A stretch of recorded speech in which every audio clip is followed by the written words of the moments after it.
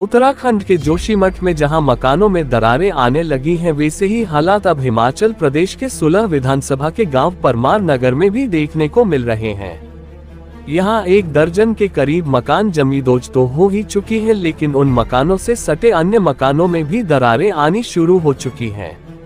वहीं जमीन पर भी करीब 3 किलोमीटर तक गहरी दरारें पड़ चुकी हैं, जिससे कई मकानों व खेती युक्त जमीन पर भूस्खलन का खतरा मंडरा रहा है। परमार नगर है, इसमें 12 जो फैमिलीज हैं, इनके मकान जो है वो टोटली ध्वस्त हो गए हैं ड्यू टू लैंडस्लाइडिंग। और 12 के लिए हमने यहाँ पे जो हमारा प्राइवेट स्कूल है इसमें इंतज़ाम किया। 3 कमरे हैं, साथ में हमने टेंट जो है वो लगाए जा रहे हैं और रोटी का इंतज़ाम भी किया जा रहा है, 3 टाइम की रोटी का। और ड्यूटी लगा दी है सारे IPH और बिजली बोर्ड, सभी अपनी अपनी व्यवस्था जो है वो यहाँ पे देखेंगे।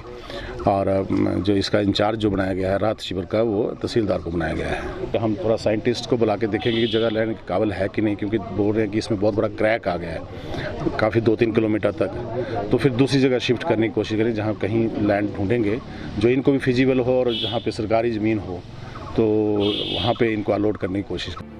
वर्तमान में यहाँ हालात जोशीमठ कैसे बन चुके हैं, कई घरों को प्रशासन ने एहतियात के तौर पर खाली करवा दिया है।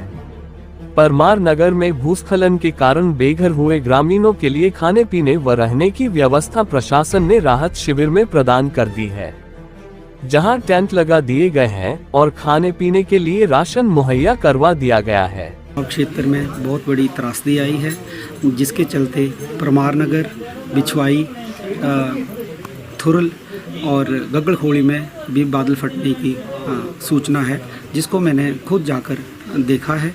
सबसे बड़ी त्रासदी जो है वो परमार नगर में आई है। यहाँ पर 12 से 14 लोग प्रभावित हुए हैं, इतनी ही गौशालाएं प्रभावित हुई हैं। यही नहीं, लगभग 3 किलोमीटर तक धरती में बहुत बड़ी दरारें आई हैं और इसके अलावा 10-12 और घर जो हैं वो फटे हैं।